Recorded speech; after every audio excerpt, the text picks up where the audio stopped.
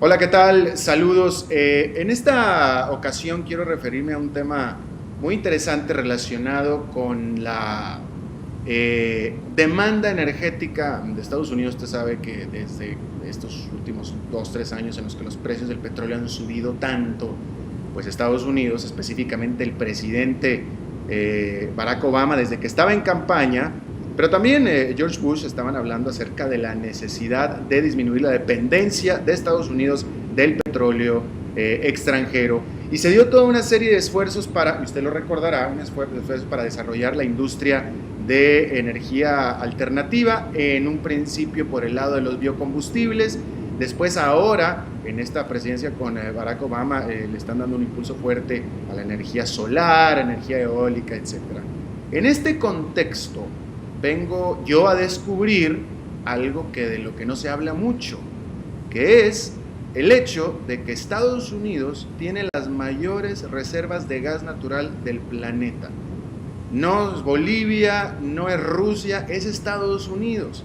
Entonces, en ese sentido, ¿por qué es que teniendo las mayores reservas de gas natural del planeta, toda la atención se centra en el petróleo que a Estados Unidos le falta cuando le sobra tanto gas? Bueno, en ese contexto es que encuentro a Albert Najas. Él trabaja para la empresa Cheniere Energy de Estados Unidos.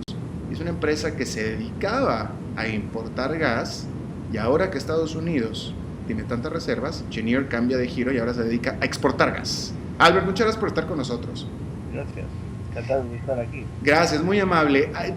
Trata de ponernos un poquito de perspectiva de por qué, teniendo las mayores reservas de gas del mundo, Estados Unidos no usa tanto el gas como debiera, y pareciera que está priorizando el uso de energía eólica, energía solar e incluso biocombustibles. Yo creo que tenemos un pequeño... es que las noticias de las reservas norteamericanas son bastante nuevas.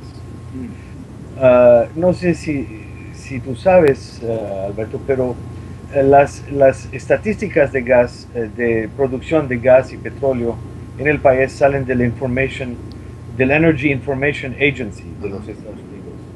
Y ellos trabajan con 1 año y medio o 2 años de retraso porque tienen que obtener las informaciones por los datos de las compañías esencialmente privadas que hacen la producción. Una vez que tienen estos datos, es un trabajo inmenso. Ellos hacen un buen trabajo, pero toma su tiempo. Pero entonces, ¿quieres decir, Albert, que hasta hace un poco tiempo no se conocía que Estados Unidos tenía tantas reservas? No se conocía. Y incluso que muchas compañías habían construido facilidades, terminales Para importar, sí. gas natural, y se descubrieron no tener clientes en los Estados Unidos, y por un momento nadie sabía exactamente por qué. Y resultó que el uso del gas no había disminuido, había hasta que aumentado, pero la producción nacional, la producción doméstica en los Estados Unidos estaba alimentando todo el consumo.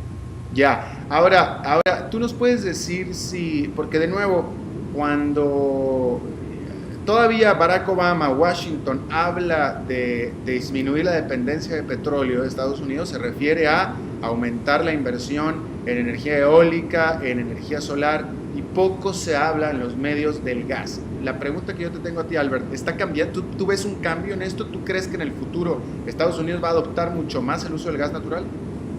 Mira, yo creo que ya se está haciendo, pero uh, como el público general y hasta que los inversionistas no tenían idea de la facilidad de obtener gas, nuevas industrias no estaban pasando al uso del gas.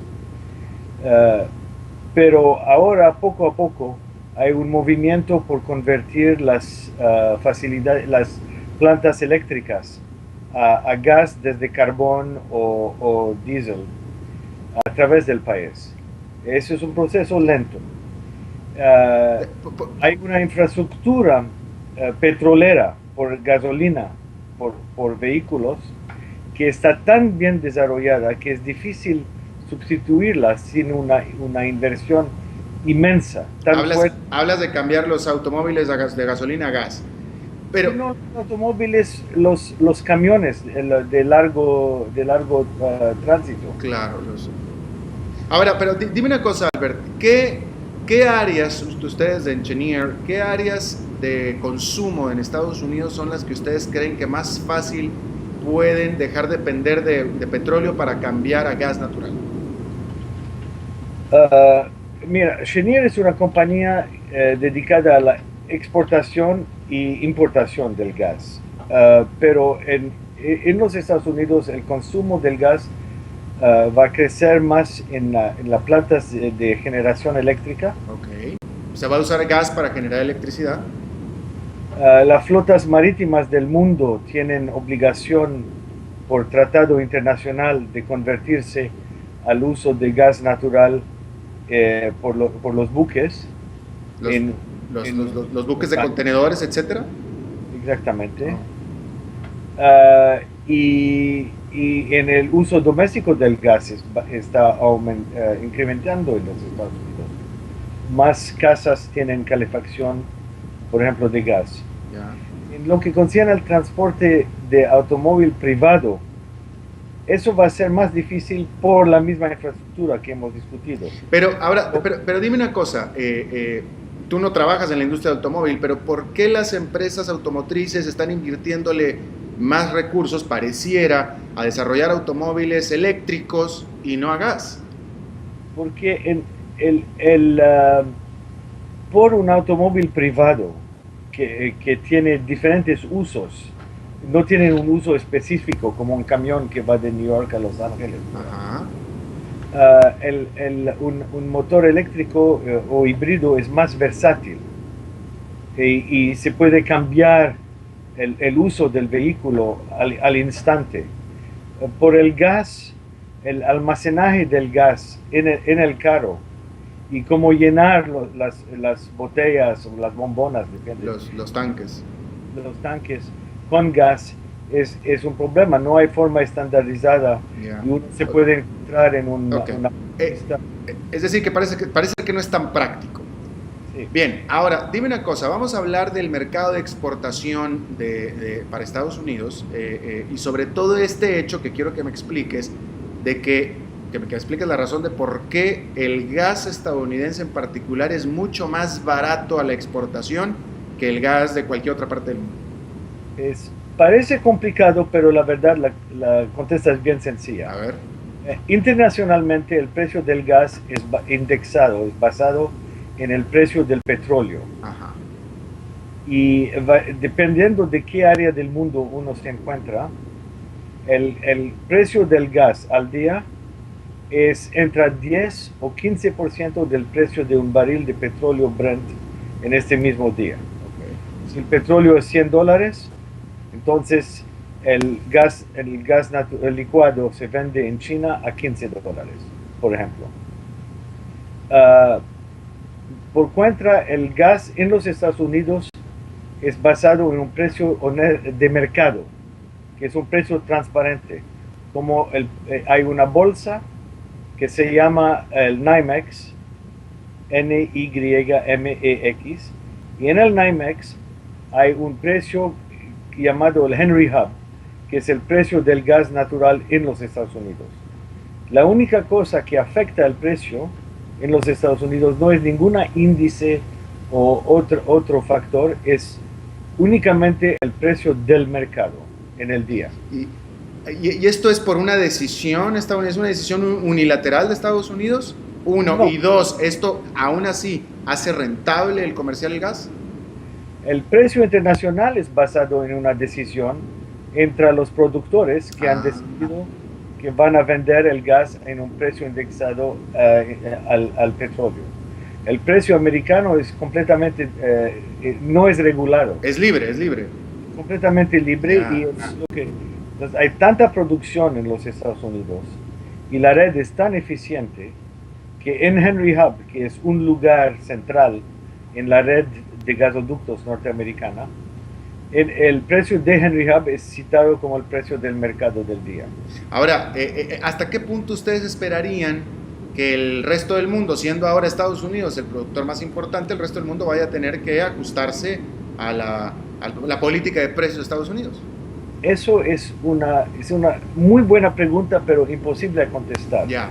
Porque es capaz que se desarrollan dos mercados. Exacto. Un mercado que es las Américas y un otro mercado que es el resto del mundo. Ya. En cual caso el precio en las Américas estará determinado por el mercado en Henry Hub, y el precio del resto del mundo se queda indexado en el petróleo. Claro. Ahora, para ir terminando, Albert, ¿de qué manera los países latinoamericanos, en primera instancia se me ocurren los países con los que tiene Estados Unidos Tratado de Libre Comercio, como México, Centroamérica, que Centroamérica es importador neto de energía, ¿de qué manera los socios comerciales de Estados Unidos o Latinoamérica en general se pueden beneficiar de esto? Hay muchos países americanos, no solo los de Tratado de Libre Comercio, pero también países como Uruguay y que están interesados en convertir por lo menos su producción eléctrica, pero también otro uso industrial, al gas. Y se están acercando a los Estados Unidos para pedir ventas de gas basado en el precio Henry Hub. Una cosa que pasa es que muchos de los países en cuestión no tienen un credit rating, están calificados por las agencias calificadoras de riesgo. Exactamente. Entonces, el gas se vende normalmente por contrato de 20 años en un índice, varía el precio por el precio del día. Y los contratos a través de 20 años valen unos 4.000 millones de dólares por un terminal de exportación típico. Claro. Entonces, los Estados Unidos podría ayudar, por ejemplo, a través de su papel en los bancos de financiamiento internacional, el BID. Para ayudar a financiar estos proyectos. Para ayudar a financiar los proyectos y la compra de gas. Claro, interesante. Ya para terminar, digo, nada más un comentario que me parece lógico, pero hoy por hoy el gas estadounidense es más barato que el gas boliviano, por ejemplo. Absolutamente, porque en Bolivia venden su gas a los precios internacionales. Claro, muy interesante. Albert Najas, te agradezco muchísimo el tiempo y la disposición para hablar de este tema, porque me parece bastante interesante. Muchas gracias. Albert Najas de Cheniere Energy desde Washington. Gracias. Te agradezco.